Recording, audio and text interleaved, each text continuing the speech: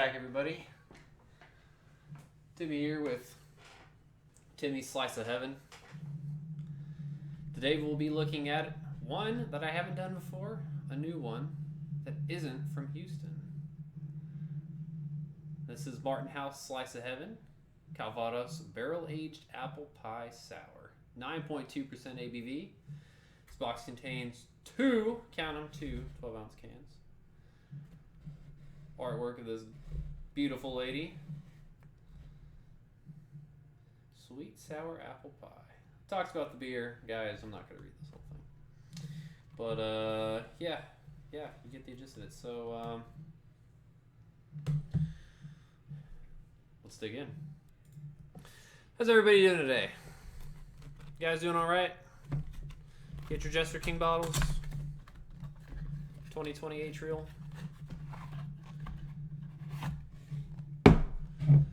Alright, so we're going to be drinking one of these here today.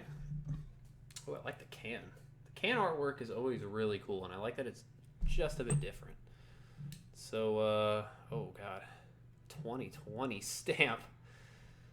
This is going to be a collector's item.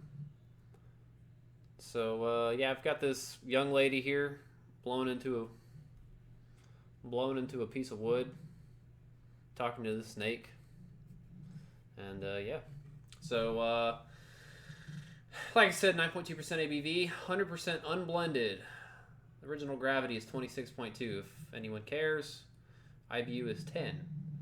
So, Imperial Sour Ale was brewed with apples, lactose, and cinnamon sugar, aged 3 to 5 months in Calvados apple brandy barrels. So, this one was actually brewed February 27th, 2020. So, this year, you know, like I said, I had 3 to 5 months in these barrels. And, yeah, you know, I mean, these Imperial Sour type beers, they'll take long to make, but, you know, throw it in a barrel and who knows what happens. But anyway, got some improper glassware for all the improper ladies, especially this one. Let's check it out. So this was a recent release to stores. I don't know. We got some in Mont Bellevue, and ooh, man, I can smell the barrel off that already. So it pours out this deep, this deep amber color. Really, really pretty. It's pretty hazy. It's not smoothie. It's not a smoothie sour, guys. Thumbs down already. Thumbs down the video. But yeah, nice off-white, kind of like a beige type head to it. It definitely looks a lot lighter there on the video, but it's a little bit creamier color. That's nice, like a beige kind of a, I don't know. Like, I would like my walls to be painted this color, I think. Not too bad. So, still pretty cool, but let's check out the aroma. So I got a lot of barrel, like, right after opening it. A lot of booze. It's definitely there. Definitely getting some apple brandy barrel character. But I'm picking up the cinnamon for sure. Definitely apples. It's got that kind of apple pie, caramel, sugar type of aroma to it, but it's definitely heavier on the barrel.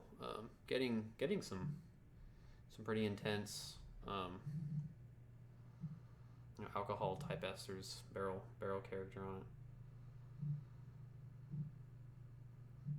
Yeah, I mean, this smells great. I'm getting a hint of vanilla now, so I think that vanilla is going to come out more, that apple's going to come out more, the cinnamon's going to come out more as this thing warms up, but it smells awesome. Let's check it out. Cheers.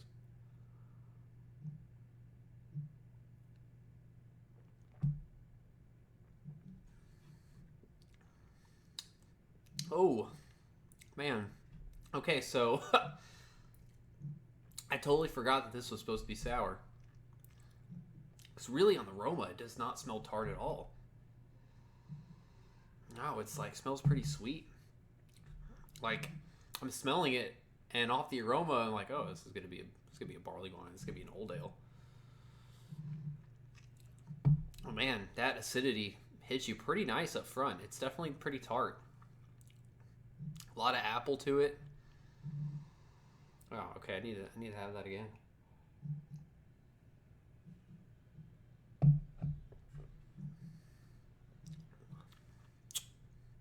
Yeah, that's good. All right, so tons of apple. There's a lot of apple. Man, tart. Yeah, it's like tart apple. The cinnamon, it's definitely there, but it's not super intense. So if you're not really big on cinnamon, I think this is a pretty subtle balance to it. Um, I might get like a hint of like a vanilla. I think it's got a bit of a vanilla type character to it, but the sweetness for me really comes from the apple brandy barrels, and I guess it would be the apples themselves. It's just being a sour, it makes you think like Granny Smith, like a tart apple. Wow, so this one's awesome. Just because on the aroma, I didn't get a lot of acidity. I didn't get any acidity really, and so kind of took me by surprise. Going, oh, this is a sour. Um, Super tasty. It's pretty. It's got a pretty nice amount of acidity to it. Definitely more than just tart. Carbonation is lightly effervescent.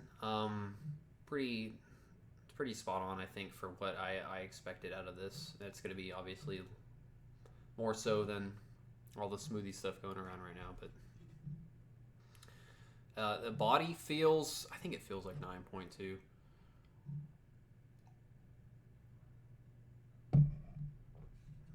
Yeah, yeah. It's got a nice body to it.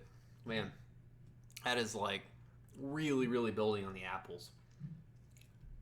That is like tart. Tart. It's not boozy because you don't really get, not getting any kind of alcohol burn or anything like that. Um, but you do get that sweetness from the apple brandy barrels mingled in with the sour base. But yeah, it is like tart apple juice pretty much. A little bit more complex than that, a little bit more nuances than just apple juice. Um, but it's pretty heavy on the apples for sure. So they definitely wanted to get a massive apple character out of this, which it's there. They were going for apples. It's certainly there. You know, I wonder if putting it in a different barrel would have created a bit more of an interesting experience to me because you're layering apples on top of apples, which you want apples. Yeah, you got it. But I almost think that this in bourbon barrels or man, even rum would have been pretty interesting. I think pretty unique. I would have wanted some more complexity out of the barrel, in the sense that it kind of stands out a little bit more than just like the vanilla character. Because it would have been nice to have that apple character there, but then you have more of like that caramel toffee maple, like mapley type of character from the bourbon, or if you had rum, it would have been more of that like, I can't say coconut. It's not coconut, but it's got that lighter type of character. It's not as deep as like a caramel, um, but something more of coconut liqueur-ish type of thing. I don't know. It's hard to explain. But I think rum would have been a pretty interesting pairing with this too. But regardless, I mean, still pretty good stuff. Yeah, that is an apple bomb for sure. Yeah, it's so weird. I know I'm like 10 and a half minutes in, but it's weird how boozy and sweet this smells. I mean, this smells like straight up. It's not even. It's apple brandy, but it's like the the flavor is way more apple intensive.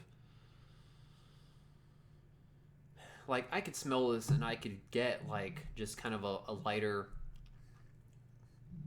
proof bourbon or whiskey, whatever. Because there's quite a bit of vanilla on that bit. As soon as you taste it, it's like, man, that that apple brandy right? That light barrel character is there, but it's just tart apple juice follows along through with it. So pretty good stuff. I don't know where I'm at on it.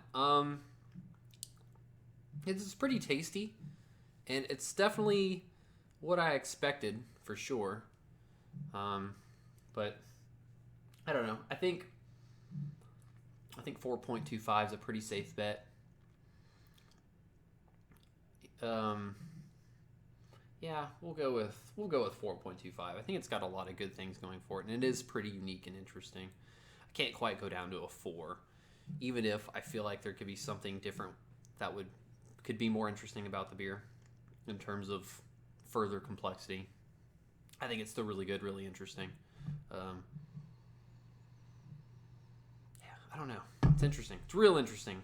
Maybe I'm somewhere in between. So we'll say like a 4.2-ish or whatever. But anyway.